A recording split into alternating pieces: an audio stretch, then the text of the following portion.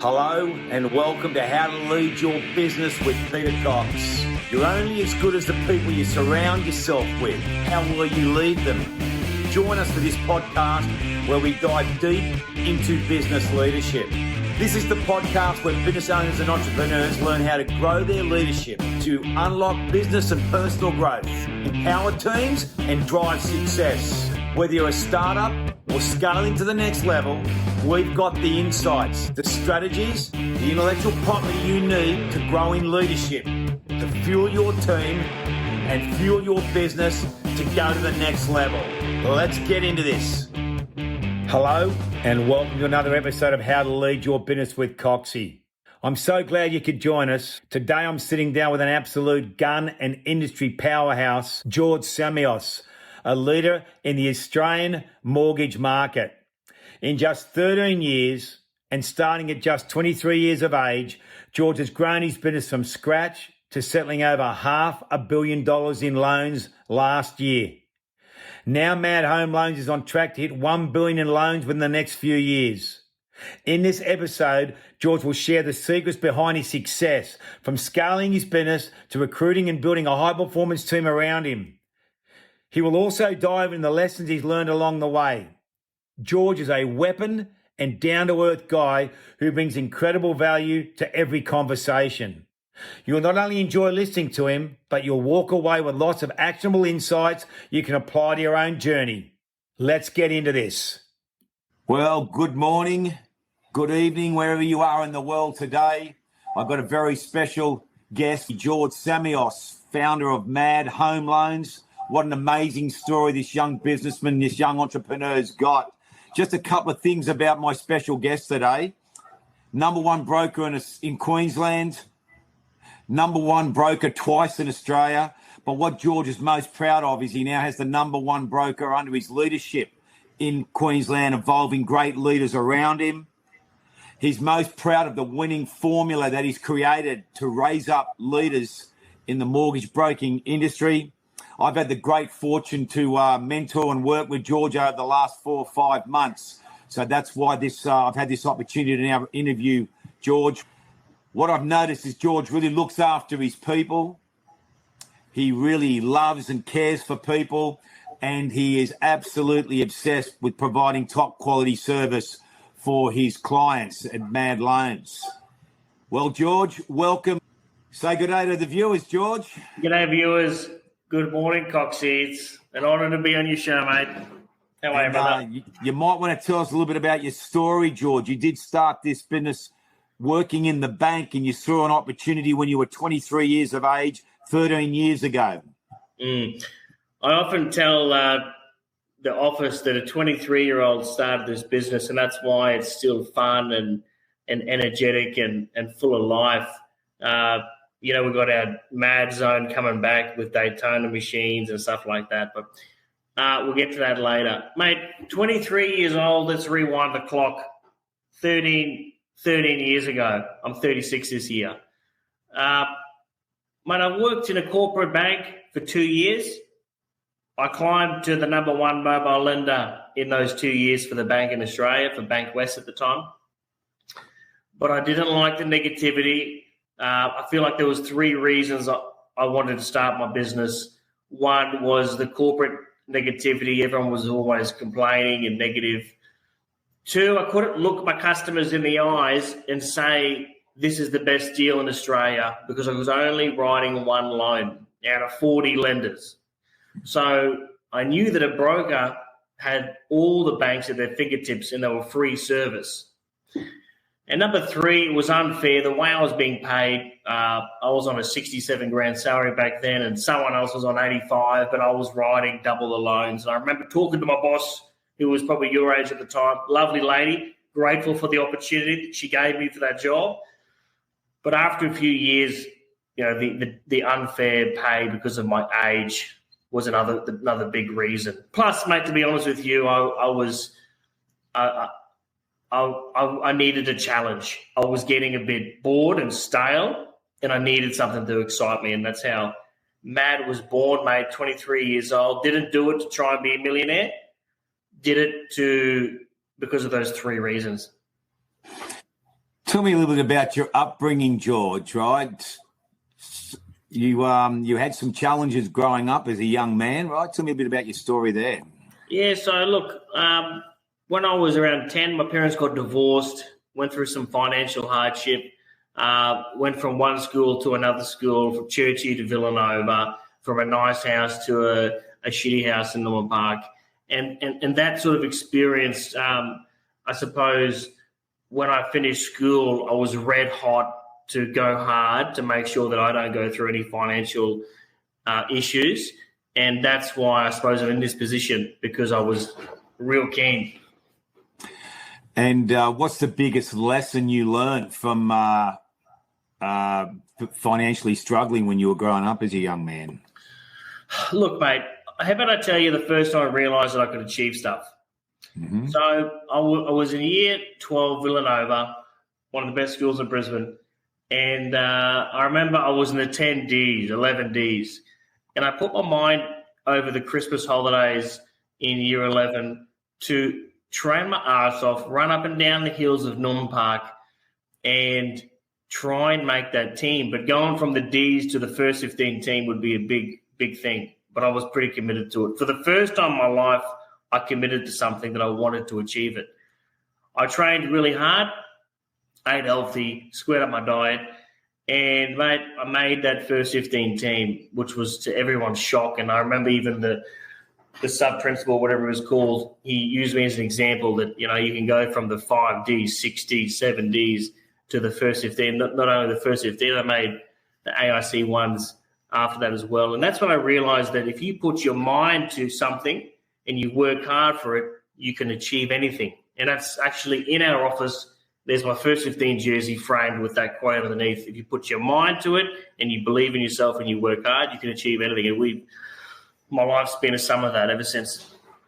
And over the last 13 years, you rose to the top in the Australian mortgage lending industry to become number one in Australia. When you first became number one in Australia, how old were you? Coxie, before I got it, the whole one, I was always a top performer. I think there was like 40 awards in that cabinet. It was always top number one under 30 for about 5 years in a row. So I started 23, and then even my first year, we settled big loans because I was just committed, mate.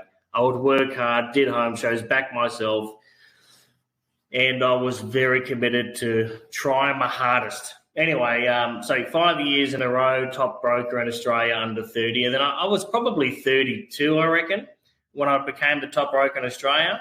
But it's not in this industry, mate. It's not because I'm like the best sprinter in the world. I built a business with a beautiful team. And the only reason I can win awards like that is because of the team that I built, because it is a team effort. And how many people in your team at the moment? I think there's approximately 30 now. And by the end of this year, you're going to have around 40 or 50, aren't you? It's growing. Yeah, we're growing a lot now. Look, 13 years in the game, but the compounding effect becomes pretty big. And we've got some really good people coming through, and it's just going to continue growing and growing, help more people. You've got a real heart for young people. You bring young people, some of them disadvantaged, into your business, and they come into this amazing process, and you're actually impacting their life financially, but also personally. Want to share a little bit about that? Yeah. So when I first started the business, 23, I used to think that I would have to employ people with lending experience from a bank, and I was quite wrong in that thought pattern. I would bring people in; they wanted to do it their way, and I really have a mad way of doing business. I want people to finish the home loan experience thinking that was the best experience ever. I'm going to tell everyone about it. So after employing people who had experience, I realized it was hard to change them. People get set in their ways. So I love getting young 18, 19, 20-year-old, 25, whatever. It doesn't matter. Young people who want to transform and change. And like I was the top of my industry, I don't need them to rewrite the book. Just follow this process. It works.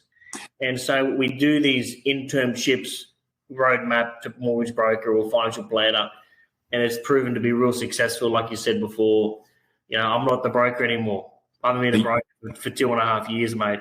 Now I'm a broker. you've replaced yourself in your business? Only way I could help more people, as you know, I'm doing seminars now. I could preach, all right, to 200 people at a time. I can't write 200 loans at once. It's impossible. But I got to get people that I trust with me. So when I'm on stage telling everyone what to do to change their life, I need to have the A team behind me, which we've got. So you understand the power of duplication. You understand the power of having a system, a process. You're very strong about your leadership, your people following the MAD way, which is your process. Why is that so important to have a process, a system within a business? Process beats motivation when motivation doesn't. What's that quote, bro? I didn't say it properly, but I'm big on processes and procedures. Kaizen is what I'm obsessed with. Kaizen is the Japanese word for continuous improvement. And we are forever changing our business. We're forever making it better client experience, getting more organized. And that's just how our business continues to innovate, not imitate. And, you know, you're a young entrepreneur, wealthy, a lot of commercial properties, personal properties. You got cars, you've got boats, you fly first class to Japan with your family, you're taking your kids to Disneyland, right? Because people that are listening to this, they want to be, you know, how do I become successful, right? Okay, you've had a lot of discipline, a lot of commitment. You're very humble about your success, right? But I think it's very important that people need to understand, how many loans did you personally write in your career? Over $1 billion of loans I settled, and my biggest year when I finished was $320 million. Okay, and personally, when you started, how many loans did you do? Thousands and thousands of loans you wrote personally. And it's quite important, Coxie. All that wealth that you talk about, which I'm humble about, I don't like to talk about. Yeah. But I learned that from doing loans to people your age, mate, when I was 20. Yeah. That's how I learned it. And then are you saying I'm an old fart, are you, George? No.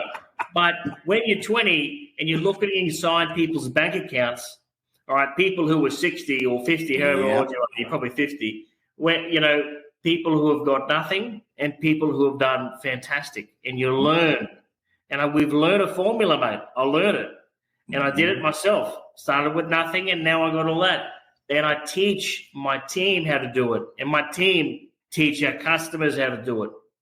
Yeah. So what I love about you as a leader and as a businessman and the people you surround yourself with, George, is that you're authentic. You're the real deal, because your people aren't broke mortgage lenders that drive Daihatsus and live in a rented apartment. They all are in their 20s that are creating wealth, buying properties and sharing that vision with potential new clients that come into MAD Loans, that this process has worked for us and it'll work for you, Mr. and Mrs. A and B, correct? Yes, mate. I can't have my team sit in front of someone your age. They're 21, all right? Mm-hmm. But that 21-year-old in front of you is not normal, mate. They bought a house a year and a half ago for $860 in Mansfield. Now it's worth $1.2 million. They get it. So when they talk to you about it, they are going through the process as well. So authenticity is such an important part of being successful in business. Would you agree with that? I couldn't get up in front of stage, mate, and 200 people if I wasn't the real deal. I can't do that. Yep. And there's many people in business that aren't the real deal, right? Well, I get to see inside people's bank accounts every day for the last 15 years, mate. There's a lot of people in business that aren't the real deal. Yep. And how important has mentorship, being mentored, being led by certain people in the industry, outside the industry, contributed to your success? Brother, I was never the smartest guy in the room. Mm-hmm. I finished school with not the best OP. Mm-hmm. I got successful from learning from others who I respected, from asking advice all the time. But when I got it, mate, I actioned it. 90% of life is getting shit done. And what made you decide to reach out to me when I was in New South Wales Origin last year was just one of those sliding door moments. You're a successful, wealthy businessman. Forget about the age. You're a successful, wealthy businessman. Mate, I worked with you, right? Not last year, the year before. Mm-hmm. And I loved it. But I had a fair bit going on. And so I stopped all the consultants. But I re-engaged you when you were working with the Origin last year. We caught up at the Sofitel, I remember. Mm-hmm. Because our business is going through significant growth. Now, I used to use you just me and you. Yeah. I rang you, said, "Man, I need you back. Not just me and you, but I need you for my leaders." Mm-hmm. So as you know, my business, I've got leaders as well. I've got my financial planner, our mortgage brokers, there's 3 of them. And now also I've got our future leaders working with you. Mm-hmm. So you're working with about 7 people from our business now, which is critical with our one-on-ones that we do. So you help mentor our future leaders and leaders, which gives me a framework to really work with them and mentor them as well.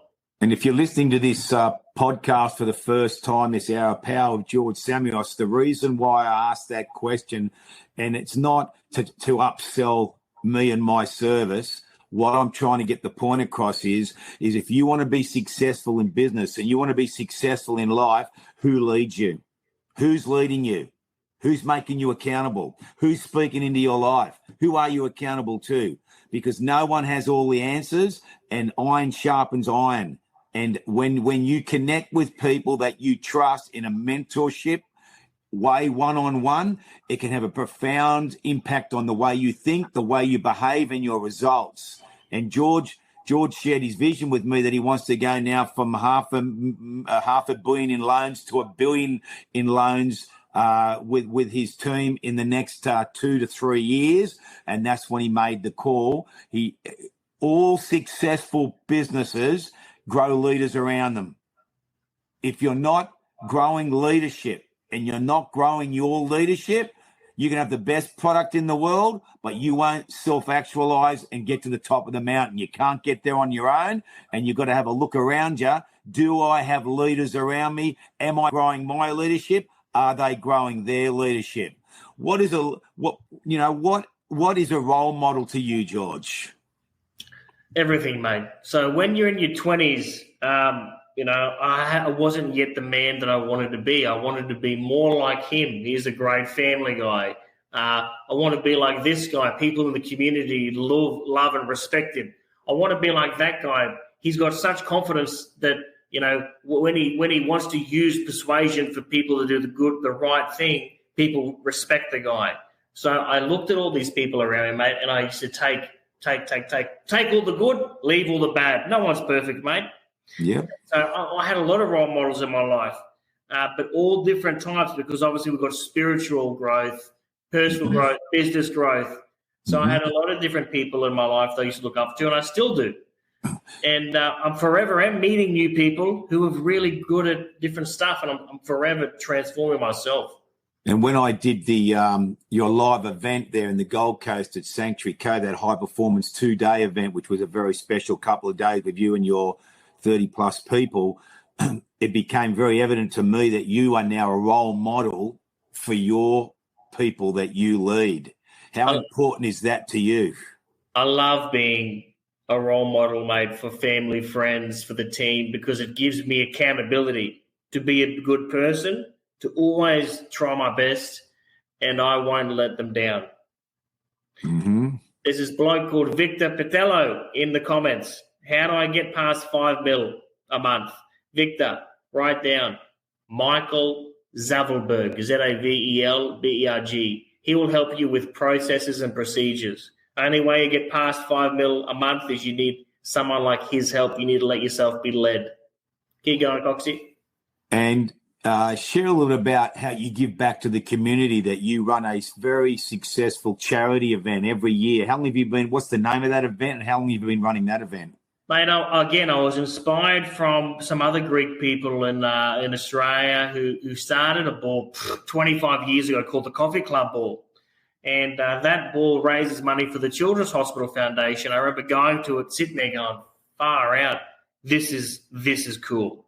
I want to do one of this one day. Now, they stopped doing it because there's a lot of effort, and it's just they're getting older and so on. So I felt like I wanted to pick up the bags and start. And so I started the Mad Ball about 3 years ago. And in our first year, we raised about $123,000 for the Children's Hospital. And last year, we raised $200,000. Every year, I donate a car, all right, which helps raise money on the night, a Kia something, Hyundai Kona, I think it's called. Anyway, mate, I do that because I want to show the people how much I truly am grateful for all of them coming to MAD to do their mortgages and their financial planning. I like showing people with actions, not words, how much I care. That's what the ball's for. And I absolutely believe in the Children's Hospital Foundation. Wouldn't mind getting a bit more into the mental health, but we might do something else for that because that's a big challenge at the moment. I want to support that in some way, shape, or form coming in a few years. So a Mad Ball, this one is in October. It's in the convention center, and this theme to this year is a night in Positano. It's always a good night, mate. Everyone loves it. 500 plus people. Other things we do to show people that we care, and I'm grateful because I believe the more good you do in the world, Coxie, the more good comes back.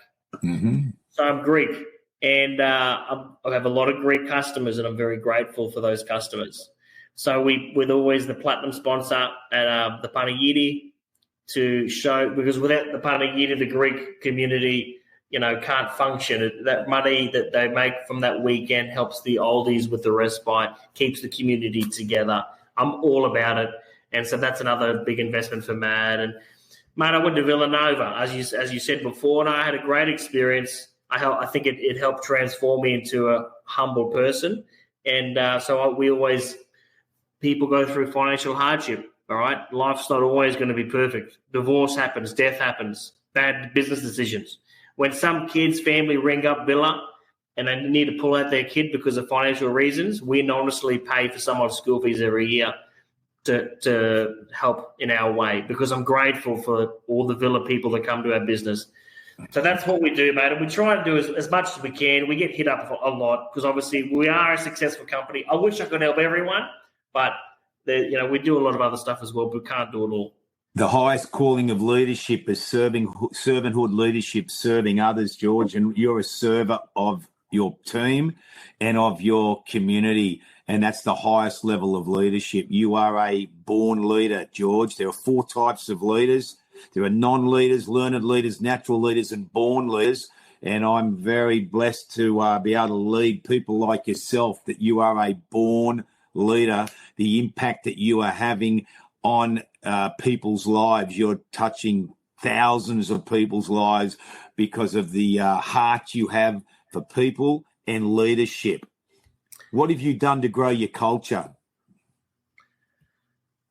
Mate, I love my team. We spend more time with each other than our families. So I'm in the process of doubling our office size. I'm going to make it the best office in Brisbane. But we get a chef in, we get fed every day, and we eat like a family together. I do quarterly events, like a fun days. We go to wineries and jump on a bus, or we go go-karting, call them quarterly mad days. We do silverlers all the time. I try to get you to one at the end of the year where I pull out the charcoal barbecue, where we do lamb and chicken silver, and we invite all our lender BDMs, and it's just like a backyard barbecue at the back of the office, and we give them cartons of mad beer and just share with, firstly, how grateful we are for our BDMs, because without them we're screwed, and but also just so the team, we can all just have fun with each other and not work. We are a high performing team, but we have fun, mate. We do heaps of fun shit together. Christmas parties are always awesome. We just went to Tangalooma and the Mad Ball, and I'm not sure what else there is, mate, but we try to have fun a lot. Well, now you're doing your quarterly live events with Coxie, with your leadership team, which is going to be specifically focused on growing leadership as a team. That retreat was awesome at Sanctuary Cove this year. Yep. So you've used the word gratefulness about 20 times so far. How important is gratefulness to lead people effectively? Brother, I don't have any. I've got a lot of expectations in life. I'm very grateful for my life that I live, for my wife, for my kids, for my team, for my leaders, for Tia, for Costa, for Kathy, for Cece, for Prentice, for everyone in the business, mate. I'm grateful. I pray every night, thanking God for my life, for our health, our happiness, for all our mindsets. And I just ask that he uses me as his vehicle to help as many people as I can help with what I've learned. And you've got a beautiful wife beside you, and you've got 2 children? Three children, right? Okay. Just tell me the story about the first time you saw your wife. First time. The very first time, mate, I was catching up with my now brother-in-law, who was my best mate, and I remember driving to the Gold Coast, stopping in at Yadala, and Louis' snack bar. She was helping her father. He had a snack bar, and she was in the kitchen, mate, making some sort of pasta salad or something like that. And I looked and I go, she could cook.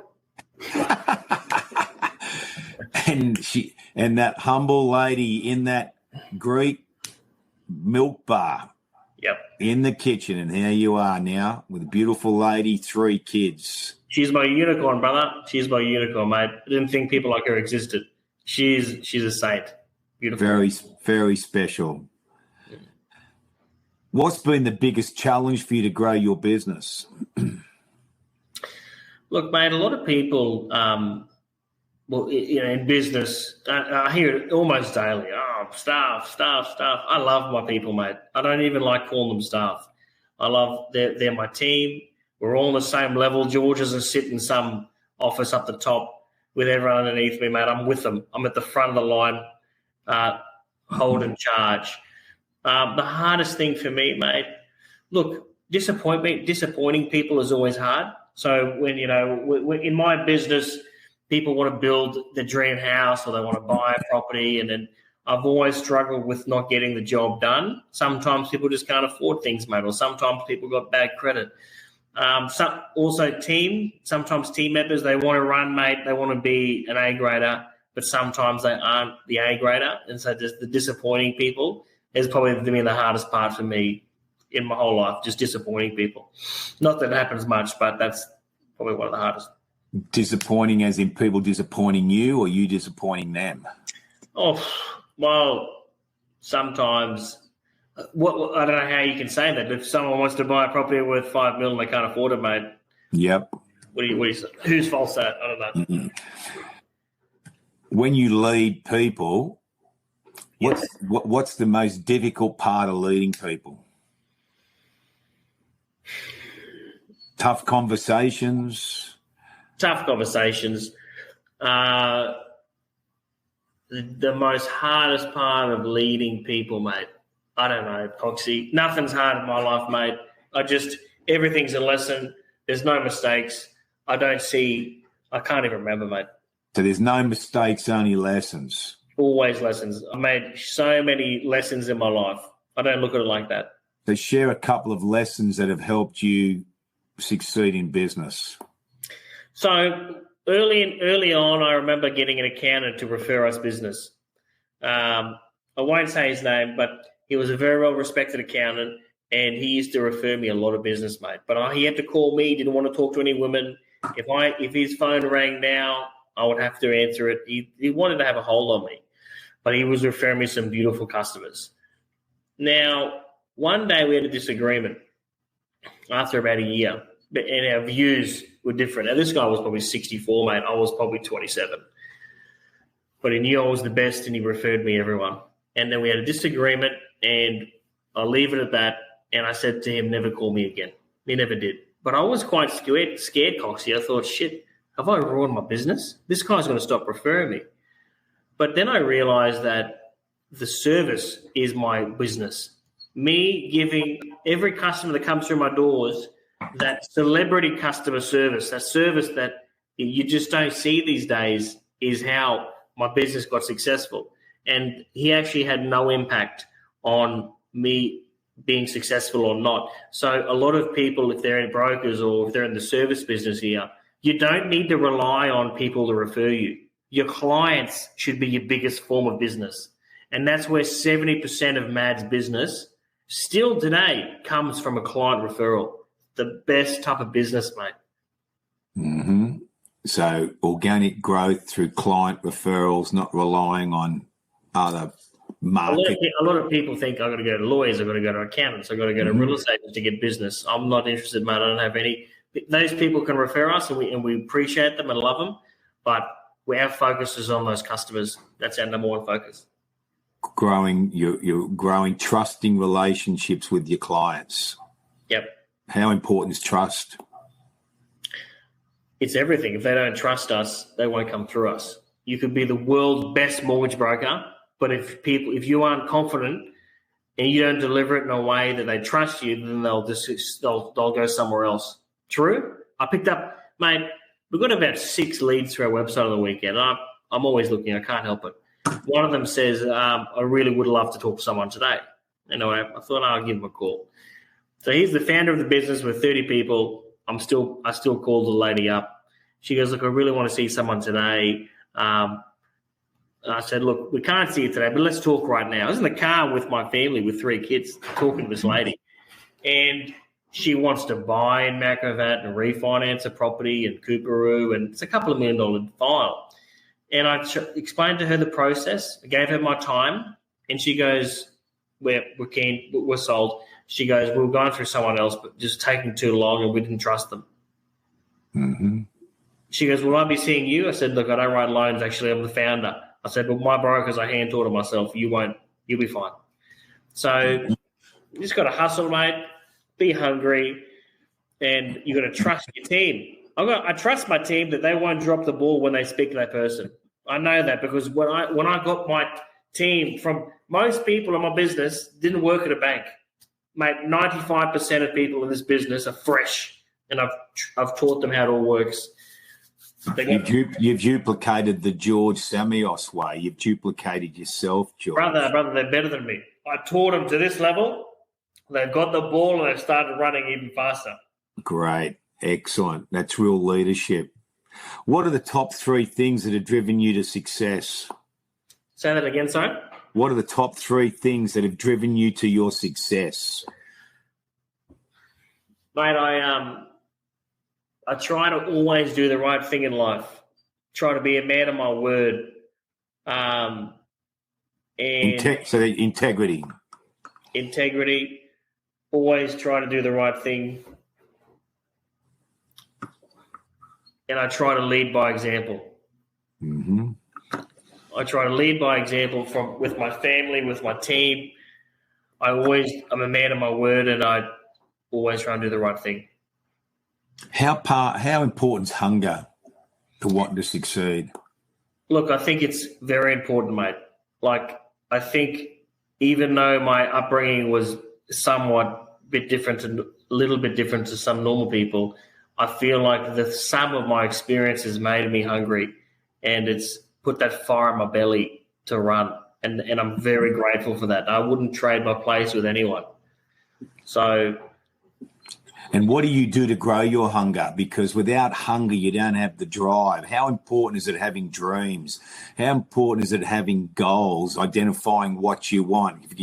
Because if you don't know what you want, you're not going to have that drive. You're not going to be able to have that burn, that hunger. And you do spend time with your people identifying what they want, which triggers their drive and their hunger, their energy. Would I be right in saying that?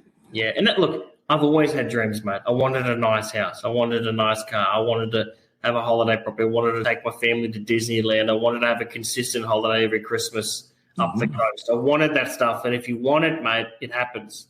Mm-hmm. I did a vision board last year, first time in my life. I smacked the whole thing out within 6 months. Mm-hmm. If you see it and you work hard for it, like I said, like George, grade 11, first 15 rugby, mate. If you see it and you want it, you make it happen. That's why Mad Life was invented 6-7 years ago. I was sick of just writing loans. I wanted to do more, wanted to help the people. So I became a financial planner. Mad Life was born. Now we sit with people. Coxie, if you had a magic wand, mate, what life would you live? Tell me. I want a debt-free house. What else do you want? I want a holiday every year. What else? I want a unit on the Gold Coast. Tell us what you want, and let's show you how to do it. Let us lead you. Let us make a financial plan. If you let me manage your money, rather than spend it all, if you do this and this and this and this, you can live that life. And that's how Mad Life was born. So brilliant, George. Brilliant. Key lessons you've learned during your time in business. Give me 2 or 3 key lessons you've learned that whoever's listening to this podcast right now, if they want to succeed in their business, they may be a business owner, they may be leading a team within a business, they may want to rise up the corporate ladder, and that could be their trajectory for their career and their dreams coming true. 3 key lessons you think you need to learn if you want to succeed in business and life. I think, number one, let's start with making people feel appreciated, making people feel good. So I'm big on making, our team work very hard for us. And I always make sure that they know they're appreciated, not just with words, mate, with actions. With money, pay people well, pay bonuses, do nice things for people. Make people feel good. When customers are in my office, mate, sometimes they're in pretty bad situations, Coxie. But no one ever left my office feeling like shit. I always would make people feel good. So people don't care how much you know until they know how much you care. Theodore Roosevelt said that 50, 60, 70 years ago. Brother, people will forget what you did for them, but they'll never forget how you made them feel. Back in school, I was friends with everyone. I always made people feel good. Now all those people are my customers. I do not know that I wanted to be a mortgage broker, nor did I even know what a mortgage broker was back in school. Yep. So I think that's a good trait for everyone to have. Be nice to everyone. Don't be nice to people because you're going to get something from them. Be nice to the waitress or waiter. Be nice to everyone, brother. What's another lesson you've learned to succeed in business? Good things take time, mate. It always takes longer than you think. I'm 13 years in my business, or 14 years now, and 2 years I was at the bank before that. Shit, mate, that's half my life. And yes, now I'm seeing the fruits, but it's not easy, mate. I'm not retired on the beach in Greece doing it, but I love what I do. And I'm doing now the parts that I love, mate. I go into the schools and teach the kids financial literature. I go into workplaces. I just preach. Teach people how to get ahead financially, and I love it, mate. I get very good fulfillment from doing this stuff. So I think you got to do what you love. I think to be successful, I think it makes it a lot easier if you're passionate about what you do. I'm very passionate about what I do. I don't see myself as a mortgage broker. I see myself helping people. I help people achieve their version of financial freedom. You know, the story with the Greek bricklayers. You ask 3 different bricklayers, what do you do, mate? I'm a bricklayer. I make money. Got to make money to eat. Okay. Next guy, what do you do? I'm a bricklayer. I'm doing this for my family. I'm working hard for my family. You ask the 3rd guy, what do you do, mate? Look at this. I'm building a church. It's all about perspective. I'm not a mortgage broker. Correct. And you're closer than you think, but it takes longer than you think.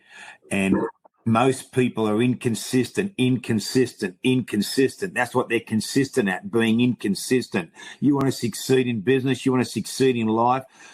The truth about leadership is having discipline and focus on those behaviors that drive results. If you only focus on the results you want to achieve won't happen. Forget about the results. You're hearing about the results of George Samios, a successful business owner and entrepreneur in the mortgage broking industry, but it's his behaviors, it's his consistency of what he's done in that 13, 14-year journey that's created the success that he's created. Give me one other lesson you've learned about business, George, to succeed in business and in life.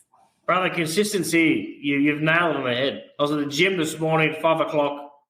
I mean, the behaviors that I do provide the winning formula. I wake up at 4:40, man. I'm at the gym at 5 o'clock. You can't tell it because I'm Greek and I eat plenty of food. But it is bad, boy. We want this thing to be working A++. I want to be at the top of my game. Mm-hmm. I pray. I just do the behaviors that I do every day means that George is going to be the best of his game, and I allow myself to be led. I'm always listening for feedback. I mean, look, what you asked me, what's one of the winning things? Be consistent. Pick up the phone. If it's 10 calls before 10, whatever. I mean, I used to do all this stuff. Now we're so busy that we get 10 calls before 10. But back in the day, before I was an attraction business, mad as an attraction business, that people come to us, but we don't drop the ball, Coxie. We never drop the ball. Back then, I was out there hustling, and I'm still out there hustling more than everyone else still, even though we technically don't have to be. But I love it, mate. I love it. So behaviors are a very important part of success in business. You said allowing yourself to be led. You said hunger, having a vision, having dreams and goals. Make people feel good, be appreciative. Making people feel good, appreciate. Trust people. A lot of people don't trust people. You got to let people in. You got to learn to delegate. You got to get smarter people around you. Man, I'm happy to say that I'm not the smartest person in business. I know that. But I'm the most grateful, I'm the most appreciative, and I look after the people, and I won't let the people down. And what's the biggest personal change that you've made over the last 13 or 14 years? Because personal change is an inside job. You make the decision from the inside, in your gut, in your heart, in your spirit. Personal change is not easy, but what you're not changing, you are choosing. Change equals progress. Without change, you will never progress. And personal change is part of the leadership journey to succeed in business and in life. So what's a couple of major personal changes you made to end up where you are right now at 36 years of age? Pulling the trigger on real estate, letting myself be led, working with people like you. I just used to work and that's it. Now the more I let myself be led, and actually, man, I never read a book since school. You forced me to read. You forced me to listen. You forced me to have quality one-on-ones with my leaders, which has just been a game changer for my business. So people like you have helped me. But at the same time, not all consultants are the same. I mean, I've had a lot of people who I've spent a lot of money with who really didn't change nothing. But you personally have made a big impact on my business. So allowing yourself to be led. To build a successful organization, you build it one-on-one. So you've implemented a one-on-one monthly process with your key people. You just said it's been a game changer. Why is that process such a game changer for you as the owner of the business? Because my job now is to lead the people. I'm not a mortgage broker anymore. Mm-hmm. I need to lead my leaders. You have a one-on-one with my leaders. You go through your framework, your leadership dynamics framework that you've built and developed over your career, and then you have a one-on-one with me. You give me the framework. I have a one-on-one with my leaders, and it's just not. I don't just sit with Costa and talk about how grateful we are and how good life is, and Kathy and CC and Pro, whatever. All right, it's like, no, I've got to get through this document. And that document that I go through that you've done with them is very important. We go through their strengths, their weaknesses. We go through what's on their mind. And so once a month, I get to really have a proper deep one-on-one action items. You know, I've identified that you're X, Y, Z. I want you to do this, this, and this. I keep my leaders accountable. Like you keep me accountable, I keep my leaders accountable, and my leaders keep my clients accountable. I mean, to lead, you have to allow yourself to be led, and I'm led by a gentleman in the US. I was for 22 years, and then his global CEO mentors me today as well. I've got a spiritual leader on the Gold Coast that I work on my spiritual life with. that grows my accountability. I mean, what gives me the right to lead someone like you, George, if I don't have anyone leading me? I don't have all the answers, and I need people to make me accountable and speak into my own life. So if you're listening to this podcast for the first time, and you've got to understand that when George and I created some questions, we're just bouncing off each other here, having a discussion like over a meal or whatever.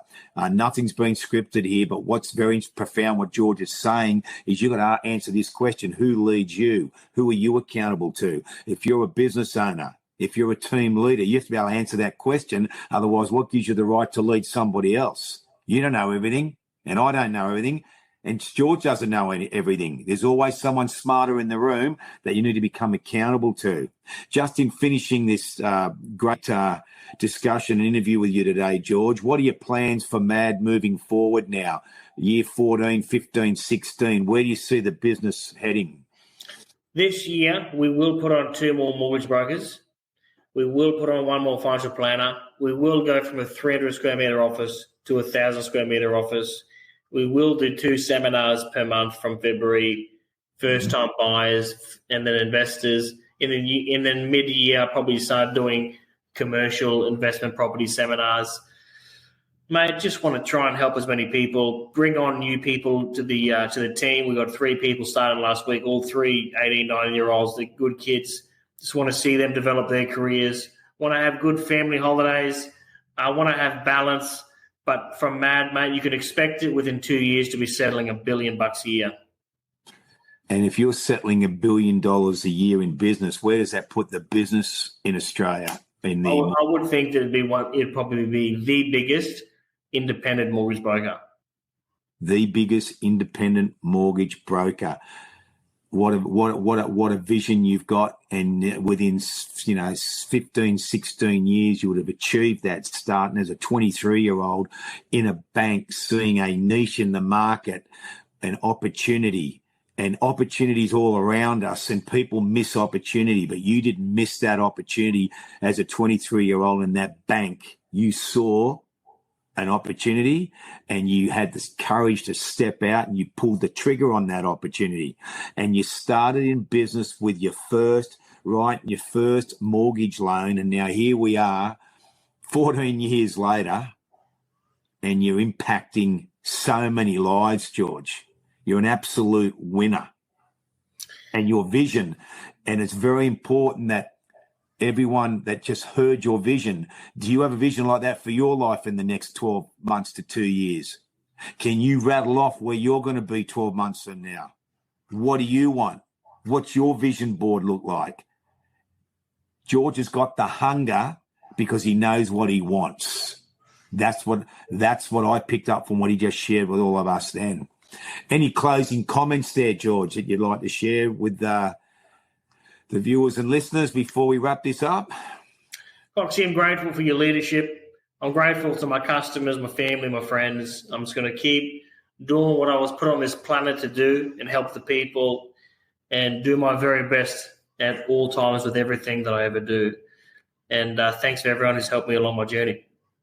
And it's a real honour to be part of your life, George, and thanks for taking time from your busy schedule today and share your story and some fantastic leadership insights. Thanks for your time, George.